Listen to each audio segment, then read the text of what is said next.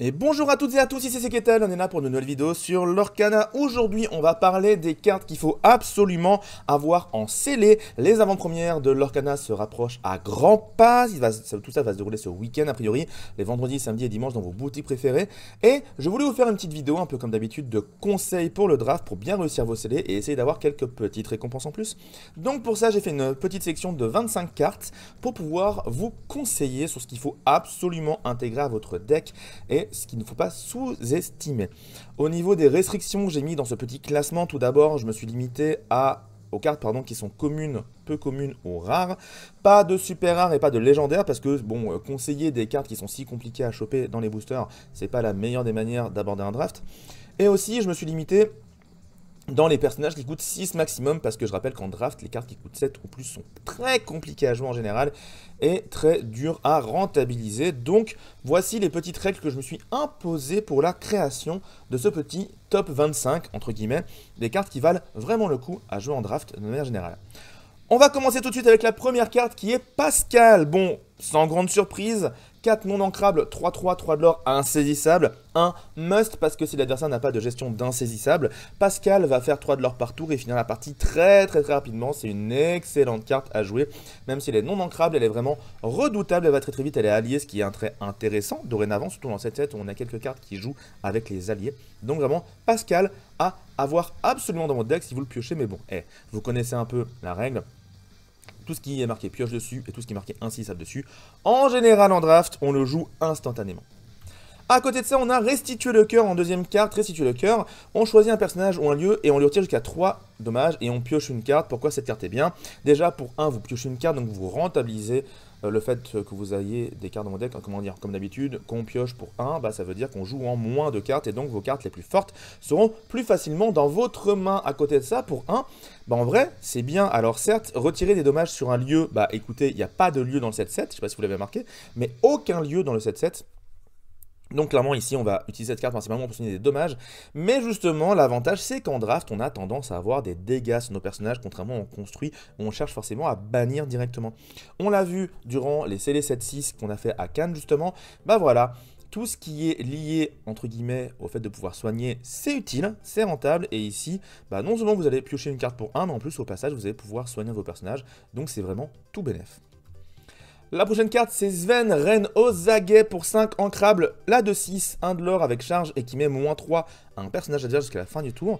Pourquoi il est bien? Eh bien en fait, en construit, c'est pas assez fort parce qu'on a de meilleures cartes charge. Je veux dire, comparé à Sven, on pourrait jouer Elsa en violet qui permet tout simplement d'incliner un personnage, et c'est plus fort d'incliner un personnage adverse pour pouvoir lui taper dessus tout en étant insaisissable, plutôt que de juste mettre -3 d'attaque. Ici, l'avantage, c'est que Sven pourra évidemment attaquer, plutôt défier le personnage qui a -3 d'attaque, mais vos autres personnages aussi, et donc vous pouvez essayer d'avoir des trades super efficaces, les choses qui baissent la force jusqu'à le reste de tour, ça permet d'avoir un gros personnage adverse qu'on va attaquer avec plein de nos petits personnages qui vont rester sur le terrain grâce à la baisse d'attaque, ce qui rend une chose très intéressante. En dehors de ça, il a charge, il agit le tour où il arrive en jeu, et ça c'est super efficace. Donc Sven, franchement, bonne carte à intégrer dans vos decks, n'hésitez pas. De manière générale, comme d'habitude aussi, ce qui est charge, c'est souvent conseillé quand même dans les decks de scellés. On enchaîne avec le Chapelier Fou pour 6 ancrables, 3-5 de l'or, qui sont des stats relativement ok. Mais à chaque fois qu'un personnage avec au moins un dommage défie un autre personnage, vous pouvez piocher une carte, c'est marqué pioche dessus. Et en fait, encore une fois en scellé, on a très souvent des personnages blessés en jeu. Genre vraiment très souvent, que ce soit les vôtres ou les adverses. Et du coup, ça permet de rentabiliser de fou vos différents défis et vos personnages qui ont été défiés, etc. Le Chapelier Fou, ce qu'il faut se dire par exemple, c'est que quand vous avez un personnage qui a défié un autre et qui reste sur le board, ce personnage-là, s'il redéfie, il pourra piocher une carte, donc l'adversaire a intérêt d'attaquer ce personnage-là, et s'il ne peut pas faire le trade de manière efficace, ou s'il ne trade pas avec un personnage qu'il sacrifie pour le faire, son personnage à lui sera blessé, ce qui veut dire qu'à nouveau, si jamais il attaque, il pourra vous faire piocher des cartes, etc. 5 de vie, c'est ok pour résister à pas mal de personnages du format, et du coup, le Chapelier Fou, je pense que c'est une vraie bonne carte à intégrer à votre deck, c'est marqué pioche dessus, et pour le coup la pioche est plutôt rentable. Denaï pour 3 ancrables, une 3 de combattant résistance 2. Pourquoi il est intéressant, bien qu'il ne l'or pas? Parce qu'en fait, avec 3 de résistance 2, c'est un peu comme une 3-4, sauf qu'à chaque fois qu'il frappe, il résiste de 2 dégâts. Donc tous les personnages à 1 et 2 d'attaque, il pourra les attaquer sans aucun problème. Et il y a pas mal de personnages dans le format qui sont intéressants, qui ont peu d'attaque, comme très souvent. Le fait qu'il soit combattant n'est pas gênant, ça veut juste dire qu'il faudra forcément l'envoyer à l'aventure. Alors évidemment, si jamais en face il y a un gigantesque personnage que vous devez attaquer, c'est un peu dommage. Mais vu qu'il a 3 d'attaque, ça sera jamais perdu non plus. Il va arriver en jeu au tour 3. Au tour 3, bah en général les stats maximales pour les personnages c'est justement des 3-4. Et du coup, bah, Denahi pour les attaquer de manière plutôt efficace sans forcément se faire bannir en prenant qu'un seul dégât, etc., etc. Donc vraiment Denahi, une bonne carte à avoir dans votre deck, je pense. On enchaîne avec une carte qui va même rentrer en construit tellement elle est intéressante. Dame Gertrude pour 5 ancrables, une 2-7 hors d'atteinte rempart. Bah déjà rempart c'est super efficace dans un deck où on peut avoir des personnages avec beaucoup de lore. Je les ai pas tous mis, hein, ceux qui ont beaucoup de lore, mais il y en a quand même quelques-uns qui sont vraiment pas déconnants. Et Dame Gertrude, bah voilà, d'ailleurs hors d'atteinte, on peut rien lui faire de particulier, on peut pas lui envoyer des trucs qui remontent en main ou qui blastent ou des dégâts, bref, que sais-je. Dame Gertrude, vraiment très bonne carte à avoir dans votre scellé pour protéger tous vos autres personnages derrière. 7 de vie de l'attaque, ce sont d'excellentes stats pour un rempart tour 5. On a Dr Calico pour 4 ancrables, l'homme à l'œil vert, 3-4, 1 de l'or. Tant que ce personnage n'a aucun aucun dommage, il gagne résistance plus 2. Du coup, en fait, déjà, Dr Calico, en fait, c'est une 3-6. Mais le fait est que on va sûrement pas forcément réussir à le bannir du premier coup, donc en fait il est 3-6 mais peut-être un peu plus potentiellement. Dr Calico il déconne pas trop en vrai, pour 4 une 3-6 virtuellement, parce qu'il faut lui mettre un dégât pour pas qu'il ait résistance 2, et si vous lui mettez les premiers dégâts, bah en fait ça ne fonctionne pas, il faut vraiment lui taper à plus de 2 pour que enfin on puisse lui mettre des dégâts, et enfin on puisse le gérer, et vu qu'il y a des cartes qui soignent dans le format, bah Dr Calico en fait il peut être vraiment une vraie menace, c'est une carte, c'est vraiment en la lisant je me suis rendu compte qu'en CD ça pouvait être super intéressant, parce que tel quel, en construit on se dit bon c'est pas si fou que ça, mais en scellé c'est fort, parce qu'encore une fois là on va avoir du soin, on va avoir d'autres choses intéressantes à ce niveau là, et un personnage qui va pouvoir tranquillement gérer les petits personnages adverses, ou en tout cas les attaquer sans prendre trop de dégâts. Typiquement, Dr Calico pourra attaquer une Dame Gertrude sans prendre de dégâts en retour, ce qui est super intéressant. Résistance 2 en format scellé, c'est vraiment pas mal. Petit cut parce que j'avais dit n'importe quoi sur une carte précédemment mise dans le top, mais on continue avec Blanche-Neige pour 4 ancrables, plus belle que jamais, 2-2 de l'or. Ce personnage ne peut pas être défié. Point. Et dans cette set, des cartes qui infligent des dégâts directs ou qui peuvent remonter en main ou bannir direct, et ben il n'y en a vraiment pas des masses. Donc Blanche-Neige en scellé, c'est incroyable parce qu'elle ne peut pas être défiée, donc elle est très difficile à gérer. Et c'est pour ça que, de manière générale, dans le scellé, je vous conseille très fortement d'entrer toutes les gestions que vous croisez parce qu'il va y avoir des Blanche-Neige, c'est une peu commune seulement. Et les decks qui l'auront eu, et ben ils vont être vachement plus forts que les autres. Encore une fois, 2-2 de l'or. Certes, ça prend pas le board adverse, mais par contre, ça va faire 2 de l'or à chaque tour de manière vraiment pépouse. Et on sait que ça peut être très fort. On a pour 2 ancrables Yzma changé en chaton 2-1, 1 de l'or. Lorsque ce personnage est banni, si vous avez plus de cartes en main que chaque adversaire, vous pouvez envoyer cette carte dans votre main. Celle-là, je vous la conseille parce qu'en fait, c'est tout simple. Mais si jamais vous êtes deuxième joueur, eh bien, vous allez pouvoir avoir plus de cartes en main en général que l'adversaire. Et donc, en général, vous pouvez essayer de faire en sorte qu'Yzma se bannisse toute seule en attaquant quelqu'un en face. Comme ça, vous récupérez une carte derrière en main. Et enfin, vous la récupérez en main, et vous pouvez la reposer plus tard, et ainsi de suite. En fait, ça cumule un peu les effets. L'idée géniale, c'est vraiment cette Yzma, il faut la jouer comme un personnage qui va mettre 2 dégâts très souvent et revenir en main. Et au pire, vous la remettrez en encre. Donc, vraiment, une carte assez rentable. C'est pas la meilleure carte de ce top 25, mais c'est une carte qui est assez rentable pour être vraiment jouée et vraiment intéressante pour le coup. On enchaîne avec Bucky, et oui, Bucky est de retour pour 3 non ancrables, une 3-2. Lorsque ce personnage est bien dit via un défi, vous pouvez piocher une carte, donc vraiment c'est le genre de carte qu'on sait qu'en scellé c'est très fort.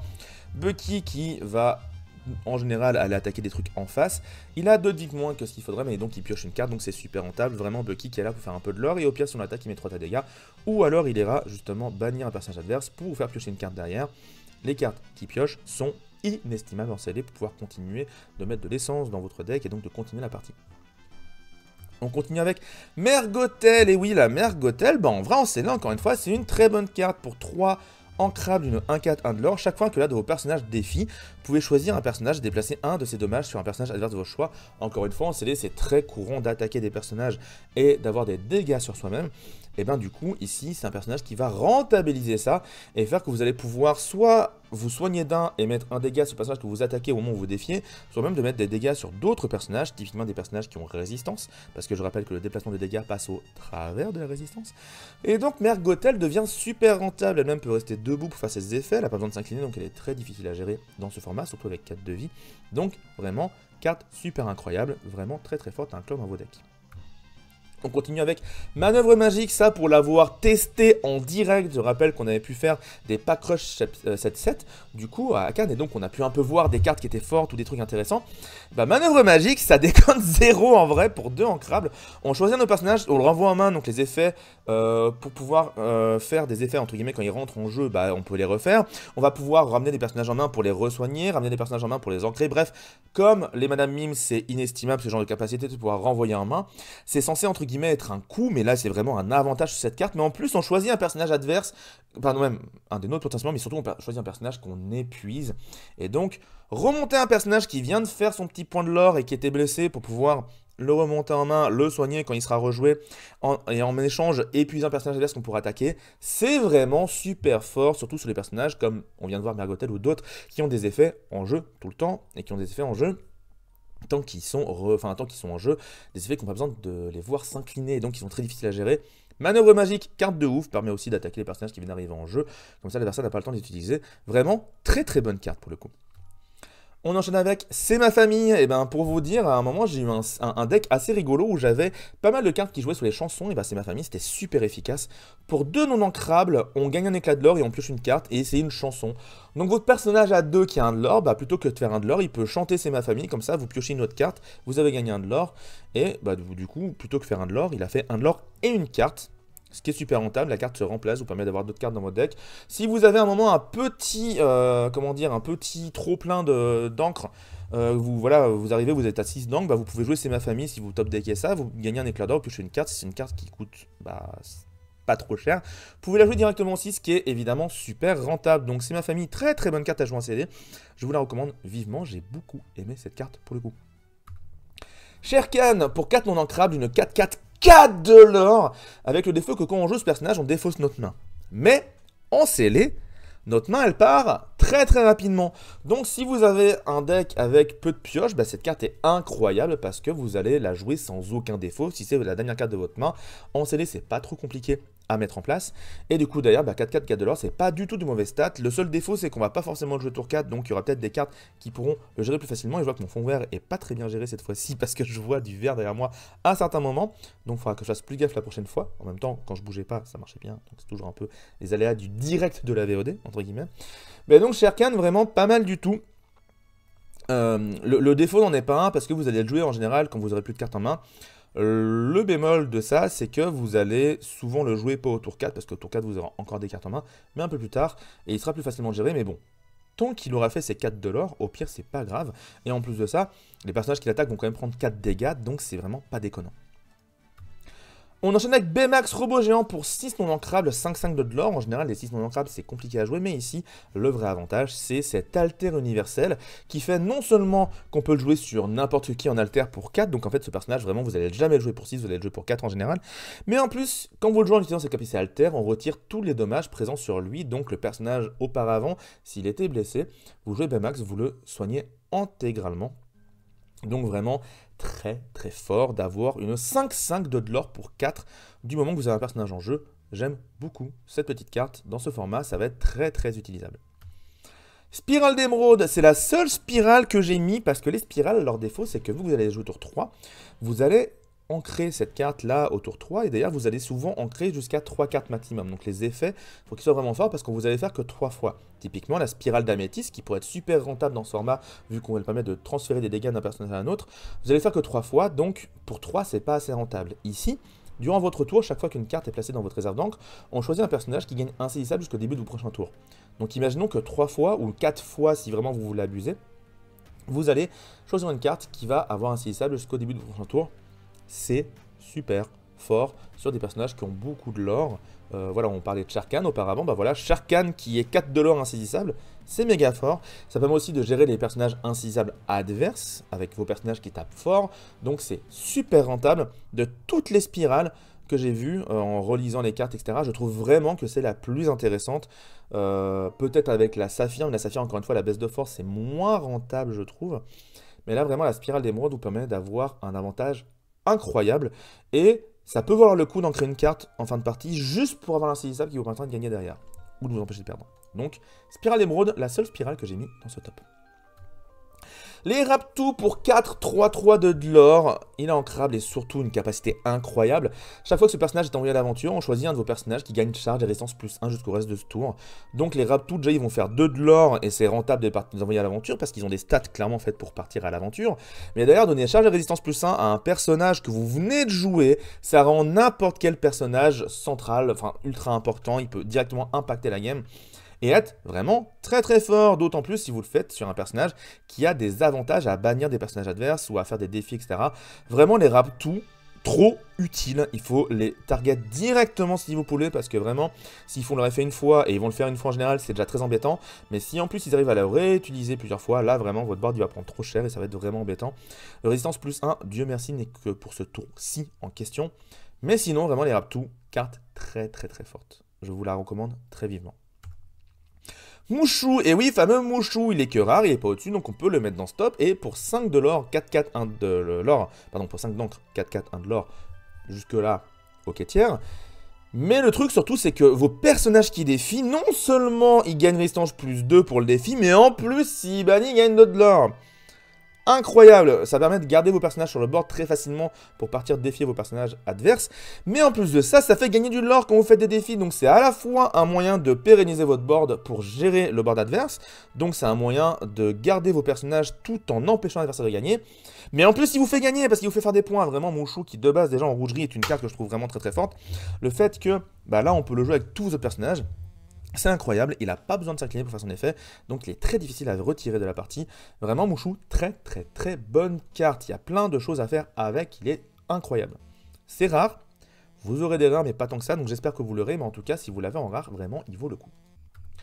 On enchaîne avec Monsieur Dark, bah oui, pour 1, 1, 2, 1 de l'or, le mini Flavorsham, parce qu'à chaque fois qu'il part à l'aventure, vous pouvez bannir un de vos objets et piocher. Pour rentabiliser vos petits objets que vous aurez forcément dans les packs, et franchement des objets qui sont si bons que ça en scellé, j'en ai pas vu des masses. Bah là juste en fait vos objets vous pourrez les poser, s'ils ont des effets d'entrée de jeu ou quoi que ce soit vous pourrez les faire, et d'ailleurs les bannir pour piocher des cartes, donc au pire ils se rentabilisent, au mieux vous aurez un effet qui se coule, en plus de piocher des cartes derrière. C'est un 1, c'est un personnage à 1, il n'y a pas beaucoup de personnages à 1 souvent qui sont utiles, bah là ici c'est un personnage à 1 qui est pas si mauvais, donc franchement Monsieur Dark ça vaut le coup de le jouer. Si vous avez beaucoup d'objets dans le deck, attention, si vous avez beaucoup d'objets dans le deck et beaucoup de bons objets dans le deck. On enchaîne avec Kida pour 4 ancrables, une 3-3-1 de l'or. Hors d'atteinte, donc déjà elle est un peu embêtante à gérer, elle va pouvoir faire ses capacités de manière relativement sereine. Et sa capacité, c'est qu'on regarde les deux premières cartes de votre pioche, vous en placez une dans votre réserve d'encre et l'autre sur votre pioche. Donc non seulement vous savez ce que vous allez piocher au prochain tour, mais en plus de ça, elle a fait du ramp. Et en fait, le ramp dans le scellé, encore une fois, c'est l'équivalent de piocher une carte en plus, juste vous l'avez mise en encre directement. Donc pourquoi je l'aime bien, c'est que bien que le ramp en scellé, je trouve ça pas si fort, si jamais ça vous demande de pas faire de carte d'avantage, entre guillemets, typiquement, si vous avez l'opportunité de jouer 2 cartes en encre le même tour, sans autre effet additionnel, bah, c'est pas si ouf, parce que vous videz votre main pour ancrer vite, et donc bah, vous allez vite finir à court de cartes, et un peu dans la mouise à être top deck.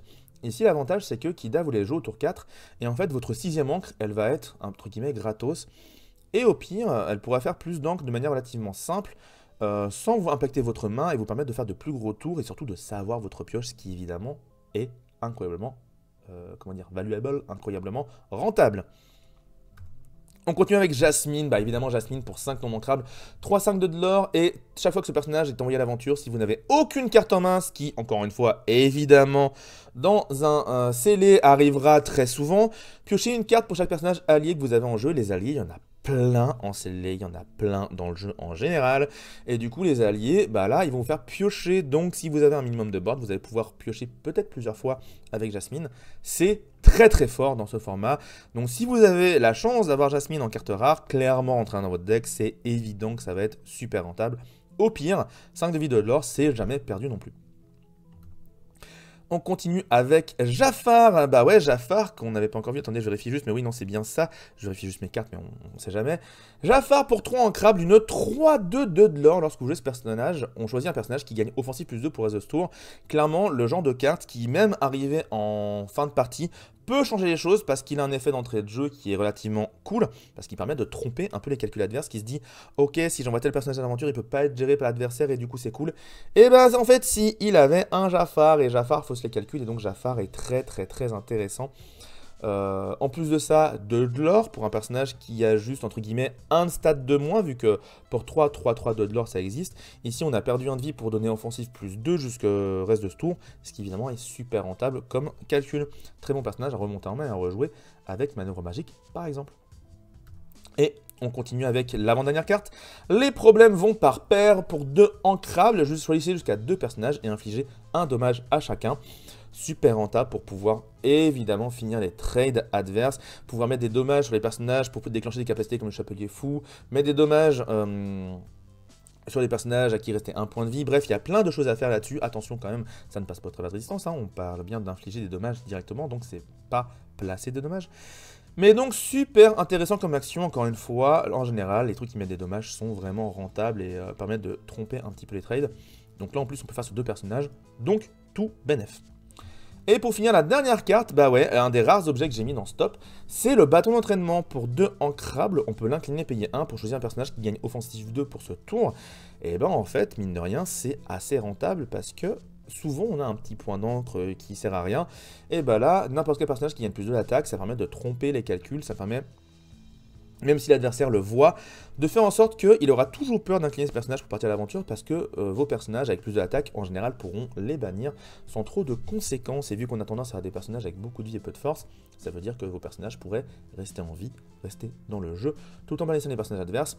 Bâton d'entraînement, bonne carte à mettre, au pire vous l'ancrez, au mieux vous la jouez, et vous essayez de maximiser vos trades. Et voilà pour les cartes, j'avais dit 25 en début de vidéo, mais en fait c'est 24 parce qu'il y a eu un petit cut, vous l'avez vu, mais c'est parce qu'en fait j'avais laissé une carte super rare dans mon top, et en fait bah non, mais pas de super rare dans le top. Mais j'espère que cette petite vidéo vous a plu, je vous rappelle les conseils généraux pour le sceller, hein, tout ce qui est marqué pioche, vous le jouez.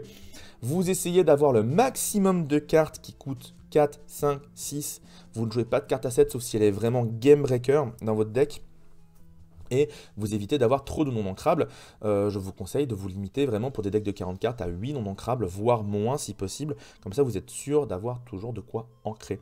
Et le dernier conseil, c'est de ne pas mettre trop de cartes à 1 et 2 ou 3, parce que quand vous allez être top deck inévitablement, quand vous allez avoir 0 carte en main, piocher une carte et la jouer, vous préférez avoir des grosses cartes qui coûtent 4, 5 ou 6, qui font vraiment des grosses choses, plutôt que des petites cartes qui ne vont pas faire grand chose et vous aurez joué que ça ce tour-ci et vous allez être très triste.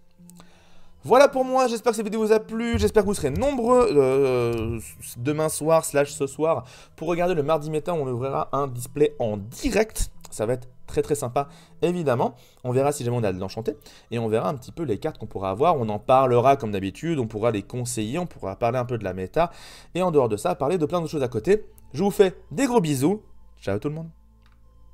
On est à seulement 2 jours de la sortie officielle du 7RT, à 10 jours du Lorcana Challenge. Alila perd son paroxysme, j'espère que vous êtes